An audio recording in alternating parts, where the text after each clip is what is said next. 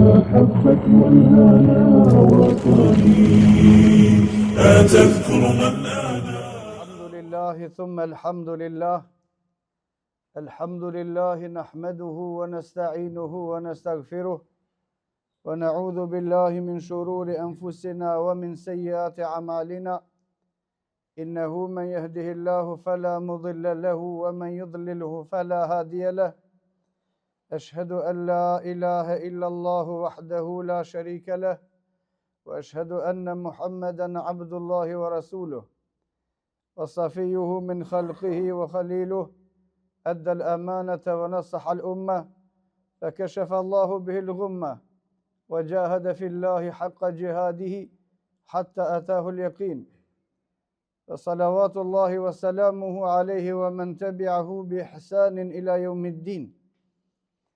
يا أيها الذين آمنوا اتقوا الله حق تقاته ولا تموتن إلا وأنتم مسلمون. يا أيها الناس اتقوا ربكم الذي خلقكم من نفس واحدة وخلق منها زوجها وبث منهما رجالا كثيرا ونساء واتقوا الله الذي تساءلون به والأرحام إن الله كان عليكم رقيبا. يا أيها الذين آمنوا اتقوا الله وقولوا قولا سديدا يصلح لكم أعمالكم ويغفر لكم ذنوبكم ومن يطع الله ورسوله فقد فاز فوزا عظيما. أما بعد فإن أصدق الحديث كتاب الله وخير الهدي هدي محمد صلى الله عليه وسلم وشر الأمور محدثاتها وكل محدثة بدعة وكل بدعة ضلالة. Të ndershëm besimtar, falënderimi takon Allahut subhanahu wa taala. Mëshira e Allahut qoftë mbi pejgamberin ton Muhammedin sallallahu alaihi wasallam, mbi shokët e tij dhe mbi të gjithë muslimanët. Muajin e Ramazanit Allahu subhanahu wa taala e ka mbushur përplot me adhurime, ibadete me të cilat robi afrohet te Allahu subhanahu wa taala dhe del i falur prej të gjitha gjunoheve, lirohet prej zjarrit të xhehenemit edhe fiton shpërblimin e Allahut subhanahu wa taala.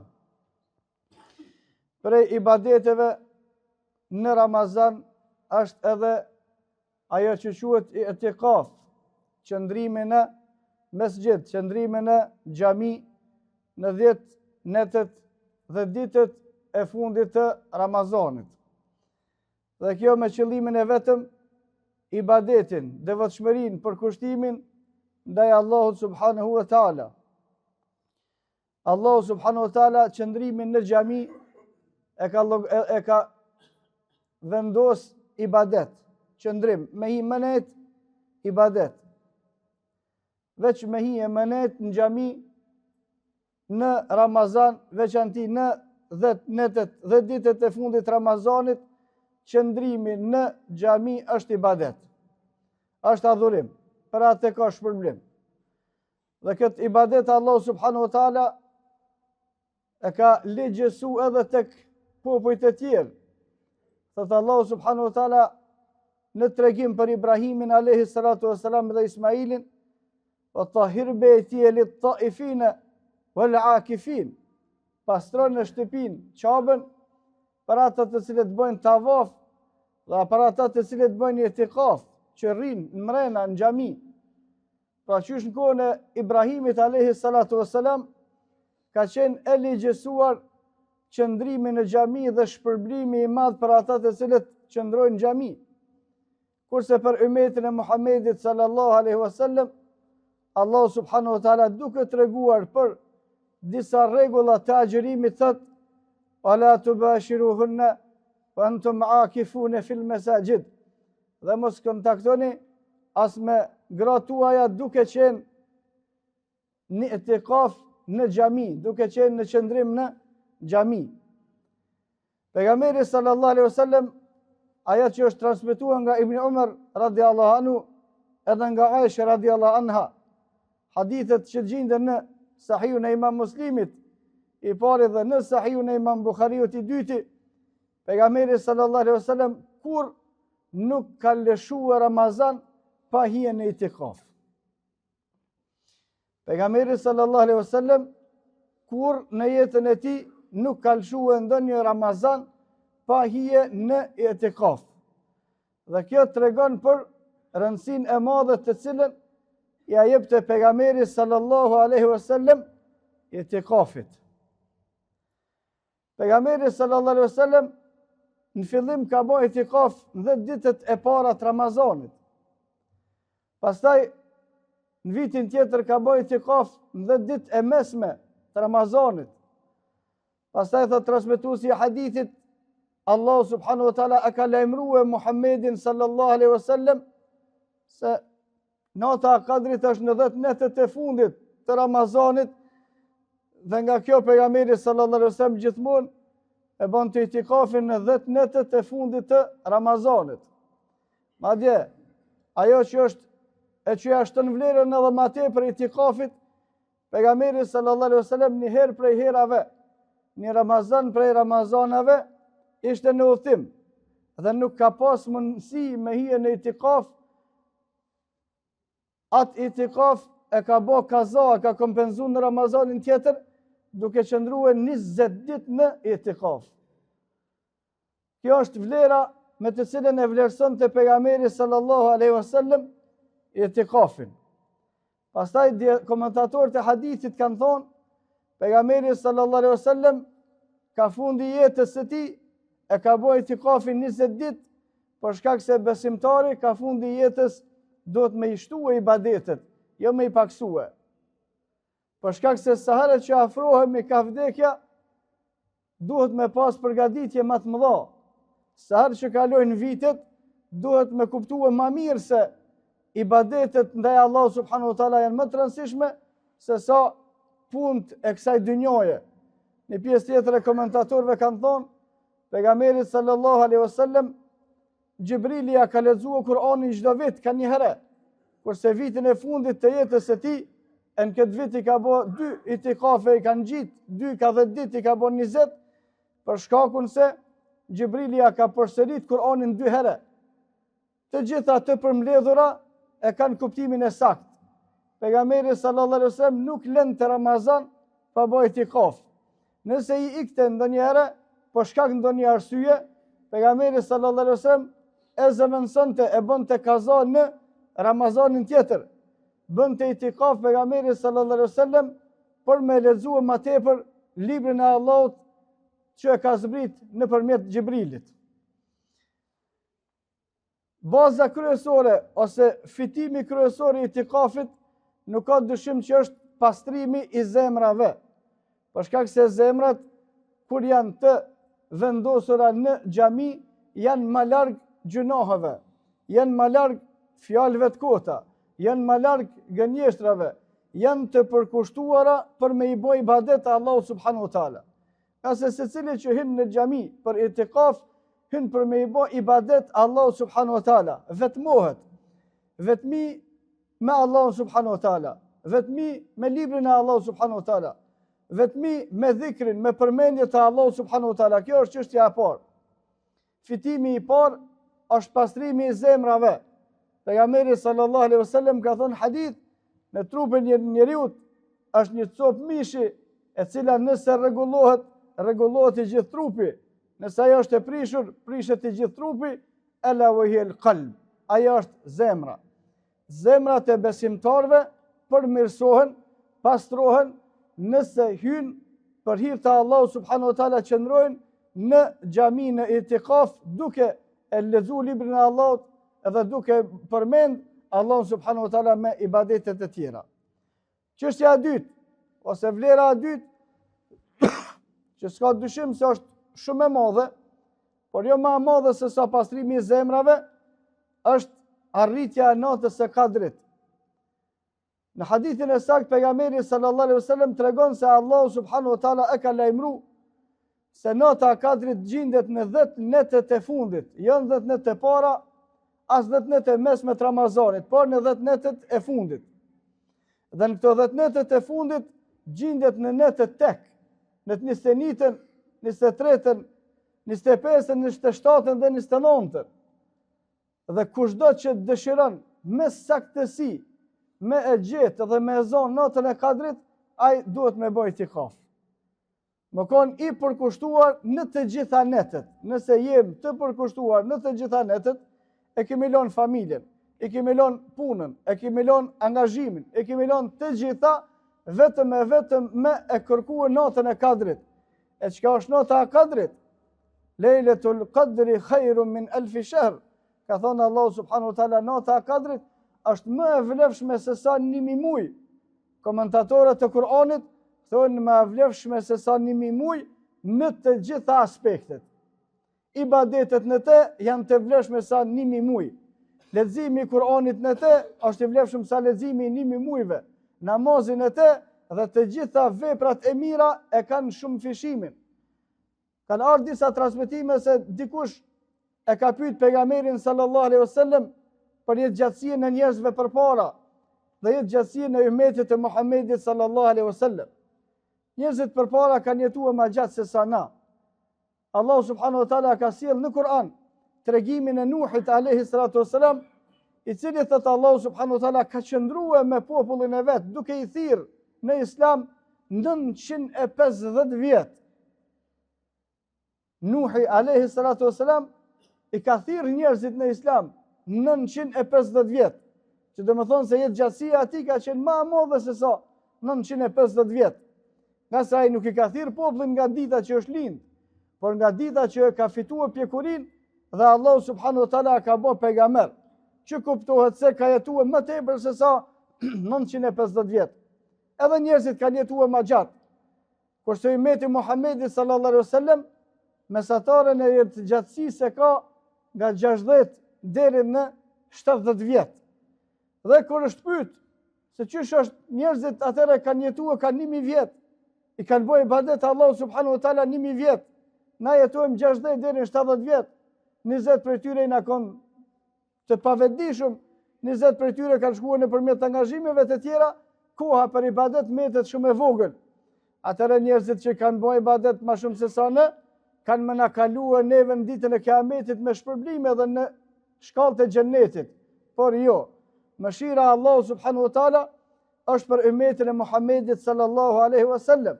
Lejletul Qadri khairun min alfi shahr. Nata e kadrit është më e vlefshme se sa 1000 muaj, më e vlefshme se sa 80 vite. Veç 10 vjet dikush me e shfrytzuar natën e Ramazanin dhe në të vetëm një natën e kadrit, atë e lyp nëpërmjet 10 ditëve të fundit të Ramazanit, u ka lënë me ibadet ummeteve dhe popujve, të cilët e kanë adhuruar Allahun subhanahu wa taala me ka 1000 vite. Dhe kjo është begatia e Allahut subhanahu wa taala për ummetin e Muhamedit sallallahu alaihi wasallam. Çështja e parë, nga itikafi pastrohen zemrat. Çështja e dytë, në itikaf kushdo që qëndron natën e kadrit e ka të sigurt se e ka arrit me ibadet. Për shkak se qëndrimi në itikaf është i shoqëruar në shumicën e kohës me ibadet ndaj Allahut subhanahu wa taala. Çështja e tretë, kushdo që hyn në itikaf e ka të siguruar 5 kohët e namazit me xhamat. Për shkak se është i mbyllur, për shkak se është i ngujuar, për shkak se është i detyruar të qëndrojnë në xhami dhe automatikisht namazet e ka të falura me xhamat. Pejgamberi sallallahu alaihi wasallam në hadithe të sakta ka sjell 2 transmetime. Kushdo që i fal namazet me xhamat, vlera atyre namazeve është 25 shkallë. Në hadithin tjetër 27 shkallë më e vlefshme se sa vlera e namazeve të cilat falen veç e veç. Çështja e katërt, ata të cilët qëndrojnë në itikaf i bashkojnë shumë adhurime, por adhurimet kryesore agjërimin së bashku me itikaf. Kur bëhen 2 ibadete në të njëjtën kohë, e her pas here 3 ibadete në të njëjtën kohë kur është të fal namaz, e her pas here 4 ibadete kur është të lexuar Kur'an dhe të ngjashme shtim për shtim ibadeteve ndaj Allahu subhanahu wa taala. Dhe kushdo që e angazhon veten e vet me i bëj ibadet Allahu subhanahu wa taala, Allahu subhanahu wa taala shumë bujar. Allahu subhanahu wa taala nuk e lën robën e vet pa shpërbly.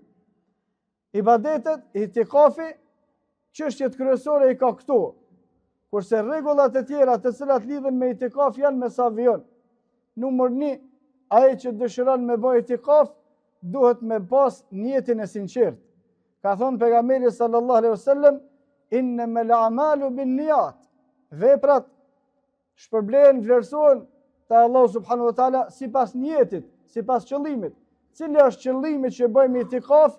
Me i bë ibadet, adhurim Allahut ton subhanahu wa taala. Kjo është çështja e parë. Çështja e dytë, me pas për qëllim praktikimin e sunetit të pejgamberit sallallahu alaihi wasallam. Për shkak se itikafi është sunnet. Kushdo që mundohet me praktikua sunetin e Muhamedit sallallahu alaihi wasallam, ka me qenë më afër pejgamberit sallallahu alaihi wasallam ditën e Kiametit. E kush është më afër pejgamberit sallallahu alaihi wasallam ditën e Kiametit, është më larg dënimit dhe më afër mëshirës së Allahut subhanahu wa taala. Pastaj, ata të cilët vendosin me bë itikaf, me vendos që kohën, shumicën e kohës me kalue me ibadet. Jo me kalue me muhabet. Për shkak se edhe në itikaf ka pjesë të muhabetit. Por, çështja kryesore është çështja e ibadetit, adhurimi ndaj Allahut subhanahu wa taala. Pejgamberi sallallahu alaihi wasallam bënte itikaf 10 ditët e fundit. Por dietarët, komentatorët e Kur'anit dhe hadithit pejgamberit sallallahu alaihi wasallam nuk kanë sjell ndonjë afat më të shkurt ose më të gjatë sa lejohet ose nuk lejohet qëndrimi në itikaf. Prej atyre më të njohurat janë itikafi të paktën kush ka mundësi me i bë 10 ditë në të bën 10, kush nuk ka mundësi të paktën ta bën 1 ditë edhe 1 natë, 24 orë në xhami vetëm për hir të Allahut subhanahu wa taala. Ka shkuar edhe më tepër, sikur që është Imam Shafiu dhe të tjerët, ka thonë mjafton një çast, 1 orë me hyrje në xhami, me njet qëndrimi, ibadeti, itikafi sikur që vepronte pejgamberi sallallahu alaihi wasallam. Por suneti i plot është qëndruarit në 10 netët e fundit të Ramazanit në xhami. Ato kanë herë mund me qenë 9, nëse Ramazani është 29 ditë, dhe janë 10 nëse Ramazani është 30, por nuk bëhen 11. Rregullat të cilat janë në itikaf janë rregulla të përgjithshme, përveç se në itikaf nuk lejohet dalja nga xhamia, përveç atyre të cilët kanë nevoja të domosdoshme. Pra kushdo që vendos me hije 10 ditë dhe net në itikaf, duhet me ditë se nuk duhet me dalë prej xhamie për qef, vetëm se lejohet me dalë prej itikafit për çështjet të cilat janë të rëndësishme dhe me e kufizu kohën sa më shpejt kthimin në xhami.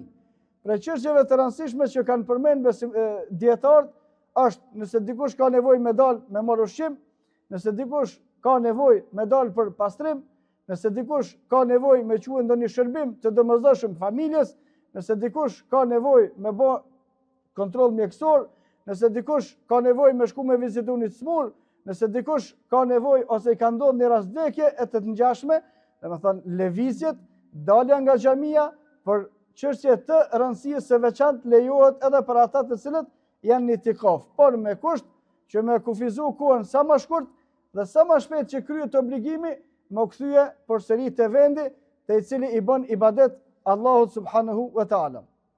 Koha e fillimit të itikafit është dita e 21. Koha e fillimit të itikafit është dita e 21, ose të ne është ditën e xumë. Pejgamberi sallallahu alaihi wasallam kur hynte në itikaf, hynte para namazit të akşamit.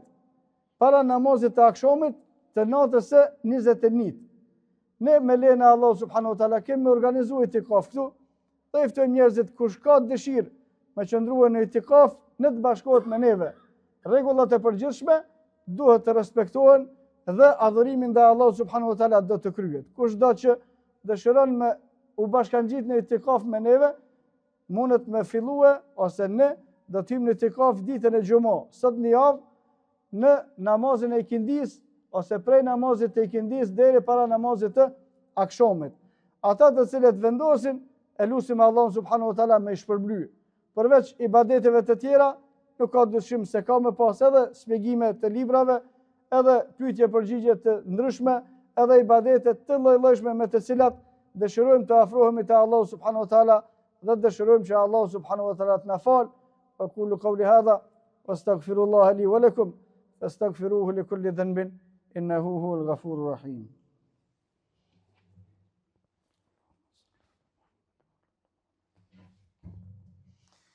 الحمد لله وحده والصلاة والسلام على من لا نبي بعده اللهم صل على محمد وعلى آل محمد كما صليت على إبراهيم وعلى آل إبراهيم إنك حميد مجيد اللهم بارك على محمد وعلى آل محمد كما باركت على إبراهيم وعلى آل إبراهيم إنك حميد مجيد إن الله يأمر بالعدل والإحسان وإيتاء ذي القربى وينهى عن الفحشاء والمنكر والبغي يعظكم لعلكم تذكرون وقوموا إلى صلاتكم يرحمكم الله.